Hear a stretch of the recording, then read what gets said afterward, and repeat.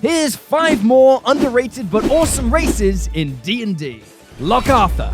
Congratulations, you just catfished your DM. Lakartha are a medium-sized fish people that grant a +2 to strength and a +1 to dex as their ability score increases. You have a walking speed and a swimming speed of 30 feet a turn, and a natural armor class of 12 plus dex. Extra AC is always nice. You also get bonus proficiencies in athletics and perception. Athletics can be handy, especially if you're grappling people a lot, but perception is straight up the best skill in the game. Turns out that seeing things is super important, and it boosts your passive perception as well. My favorite ability here though is Leviathan Will, giving you advantage on saving throws against being charmed, and frightened, and paralyzed, and stunned, and being put to sleep, and poisoned. Yeah, it's insanely good.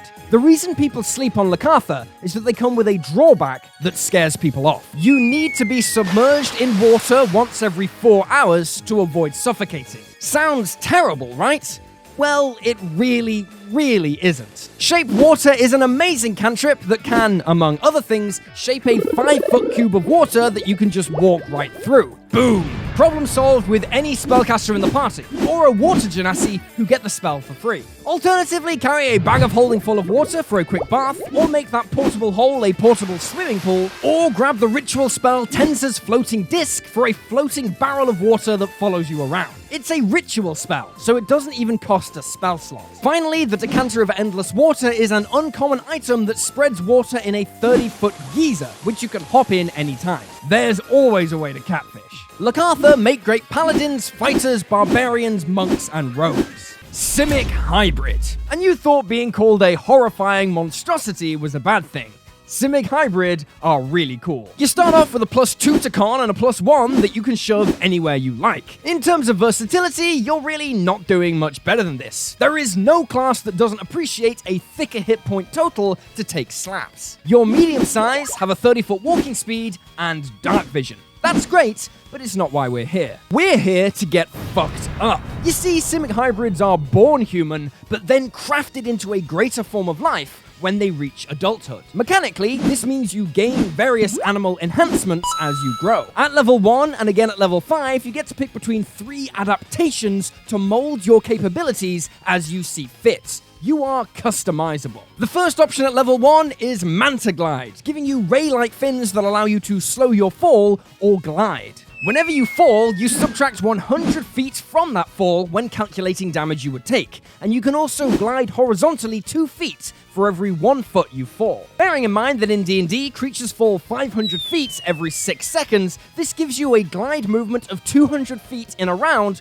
with 0 damage. If you have the spell Featherfall on hand, you can bump that to 1,000 feet of gliding movement in 6 seconds at no action cost and no damage. Just slam Featherfall a second before you crash land. This is the fastest you can ever move at level 1 in the game, and it doesn't even cost your movement. Then there's Nimble Climber, which gives you a climb speed equal to your walking speed, pretty handy, and Underwater Adaptation, which gives you a swim speed equal to your walking speed and the ability to breathe underwater. That's actually really good. Don't sleep on having a swim speed in D&D. However, the adaptations you get at level 5 are where things really get spicy. Grappling Appendages gives you a couple of claws or tentacles that can grapple an enemy creature as an action. This means you could grapple someone and then jump off a cliff if you had the Manta Glide adaptation for a bunch of guaranteed fall damage to them. Pretty deadly, as long as there's a cliff nearby. These claws also work as natural weapons, dealing 1d6 plus your strength modifier on a hit. Also, when you hit, you can attempt to grapple an enemy as a bonus action. Honestly, this grappling appendages thing alone makes Simic Hybrid the best race in the game for a grappling build.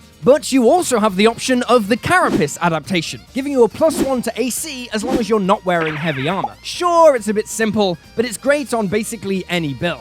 The final choice is Acid Spit, letting you hook a glob of acid at an enemy 30 feet away. It deals 2d10 acid damage, or half as much on a successful dex save, and the damage increases to 3d10 at level 11 and 4d10 at level 17. You can use this a number of times per day, equal to your Constitution modifier. That's not bad, especially as acid has a lot of other uses, like melting through locks or ropes or binds if your DM allows. Simic Hybrids can be a great option for basically any class, but the obvious choices are Barbarian, Hexblade Warlock, Fighter, Monk, and Ranger.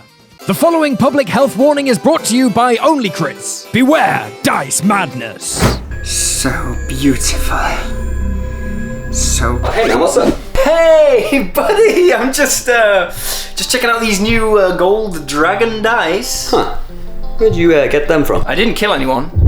You didn't kill anyone? No, I got them from Only Crits. No, I didn't kill anyone. Oh, yeah, nice, man. Yeah. I actually, I got some of these metal kraken dice.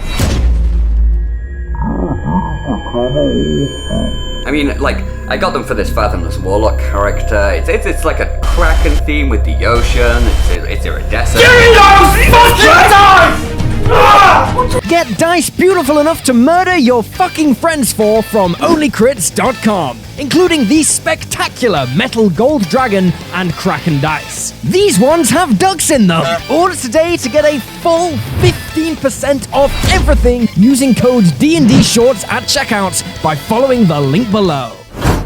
Shifter. Do you want to be a werewolf without being a werewolf? Shifters are a race that can transform, gaining powerful benefits. It's sort of like being a druid without being a tree-humping nerd who's scared of metal. To start, you get a +1 to dex, 30-foot movement speed, dark vision, and proficiency in perception, the best skill. Then, as a bonus action, you can transform for 1 minute. This gives you temporary hit points equal to your level plus your constitution modifier, and a bunch of other great benefits depending on your sub-race of choice. The Beast-Tide subrace gives you a +2 in Constitution, proficiency in Athletics, and when you're transformed, an additional 1d6 temporary hit points and +1 AC. Longtooth gives you +2 Strength, proficiency in Intimidation, and a bonus action bite attack that deals 1d6 plus your Strength modifier when transformed. Swift Stride gives you proficiency in Dex and Charisma, a +5 walking speed, and proficiency in Acrobatics. When transformed, your walking speed increases by a further 5 feet, and you can use your reaction to move 10 feet away without provoking opportunity attacks when an enemy ends its turn within 5 feet of you.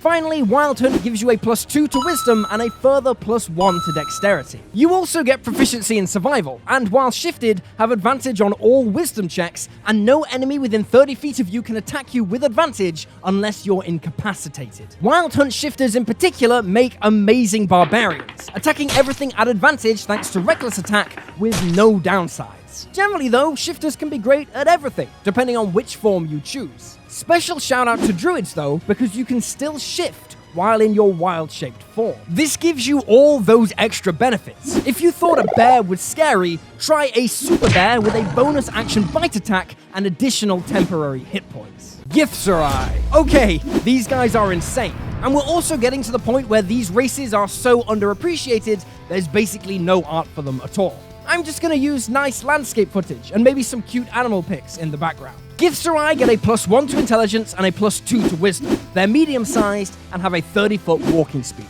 They also get the Mental Discipline ability, giving them advantage on all saving throws against being frightened or charmed. But the reason they're here is their Githzerai psionics. They know the Mage Hand cantrip, and the hand is invisible when they cast it. From 3rd level, they can also cast Shield once per long rest, and from 5th level, they can cast Detect Thoughts once per long rest. All 3 of these spells are great, but here's the busted part. You can cast all of them without any components. This doesn't just save you some cash on materials, it means you can cast them without saying anything or moving. Basically, you're casting with ultimate stealth. Congratulations, you are impossible to ever tie up, as even bound and gagged, you can conjure a mage hand to free yourself. Or you can just steal stuff.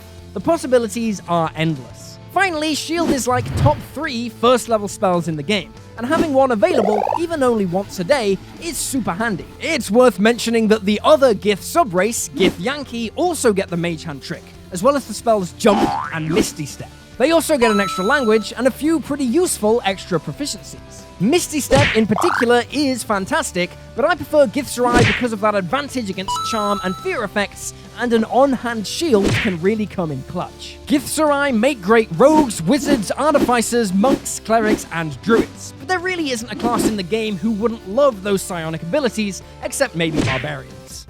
Vedalken.